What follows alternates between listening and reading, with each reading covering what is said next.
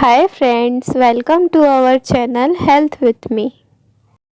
आज हम एक नए टॉपिक एनीयूरिया या ओलिगोयूरिया के बारे में बात करेंगे और इसके कॉज, इन्वेस्टिगेशन और मैनेजमेंट के बारे में पूरी तरीके से समझेंगे।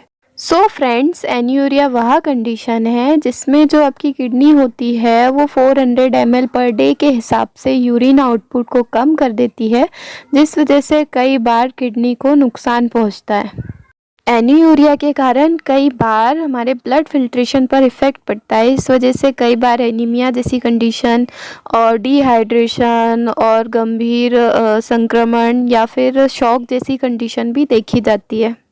एनीयूरिया के कई कॉजेज़ हो सकते हैं, पर इसे समझने के हिसाब से 3 पार्ट में बांटा गया है, जिसमें प्री रीनल कॉज है, रीनल कॉज है और पोस्ट रीनल कॉज है। हम एनीयूरिया के कॉजेज़ को डिटेल में जानेंगे। फर्स्ट है प्री रीनल कॉज। इसमें हम किडनी के नॉर्मल कॉज के बारे में जानेंगे।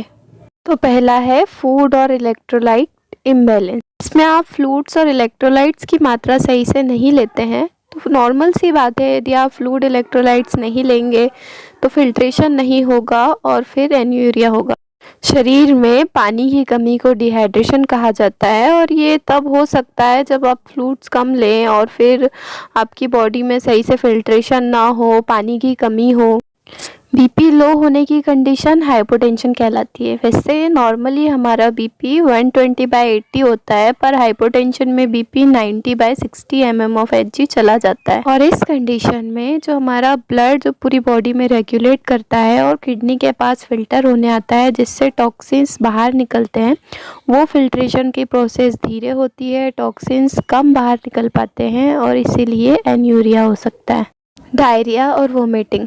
इस कंडीशन में आपका बॉडी का फ्लूइड जो होता है सारा डायरिया या वोमिटिंग के कारण निकल जाता है, जिस वजह से फ्लूइड का रेगुलेशन कम हो जाता है।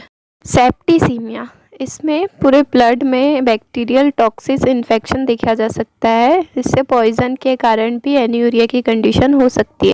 नेक्स्ट है कार्डियक फेलियर। अगर किसी को भी हार्ट से रिलेटेड कुछ भी प्रॉब्लम है तो उस वजह से भी अक्सर देखा गया है कि उस पर्सन में एनीयूरिया की शिकायत हो सकती है। सेकेंड है रीनल कॉज, जिसमें किडनी रिलेटेड कंडीशंस के कारण ही एनीयूरिया होता है। ग्लोमेरुलोनेफ्राइटिस। इसमें क्या होता है कि हमारी किडनी में एक्यूट या क्रोनिक रीनल फेलियर हो जाता है, जिस वजह से किडनी या तो लंबे समय से काम सही से नहीं कर पा रही है या फिर उसमें क्रोनिक इन्फेक्शन हो रहा है, जिस वजह से ब्लड फिल्ट्रेशन या टॉक्सिक फिल्ट्रेशन कम हो जाता है या फिर बहुत लो हो जाता है, जिस वजह से यूरिन आउटपुट कम हो जाता है और एनीयूरिया हो सकता है।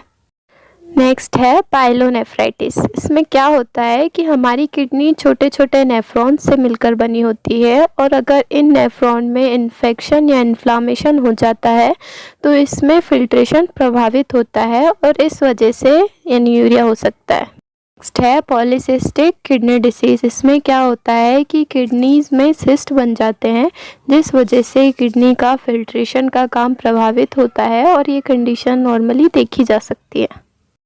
नेक्स्ट है पोस्ट रीनल कॉज। इसका कॉज ऑब्स्ट्रक्टिव कॉज है, जिसमें किसी भी रुकावट के कारण या ब्लॉकेज के कारण ये कंडीशन देखी जाती है।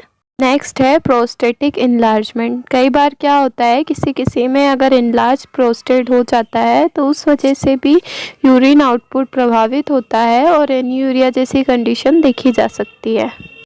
पोस्ट यूरेथ्रल वॉल्व में ब्लॉकेज होने के कारण भी यूरिन आउटपुट कम हो सकता है।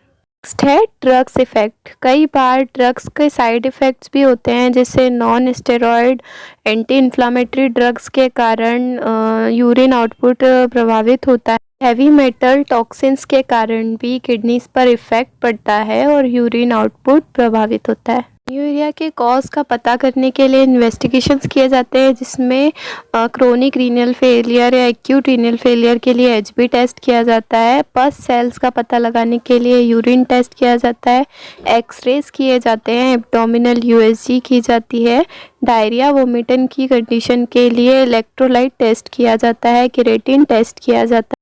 एनीयूरिया के मैनेजमेंट के लिए फ्लूइड और इलेक्ट्रोलाइट बैलेंस करना बहुत आवश्यक होता है, जिसमें आप अपने फ्लूइड की मात्रा बढ़ा सकते हैं। इसके अलावा आप अपने डॉक्टर को विज़िट कर सकते हैं। कॉजेज़ का पता लगाने इन्वेस्टिगेशन करके अकॉर्डिंग टू डॉक्टर ट्रीटमेंट ले सकते हैं। वीडियो में अंत तक बने रहने के लिए आपका बहुत बहुत धन्यवाद। ऐसे ही वीडियो देखने के लिए वीडियो को लाइक कर दें, शेयर कर दें और चैनल को सब्सक्राइब कर दें। थैंक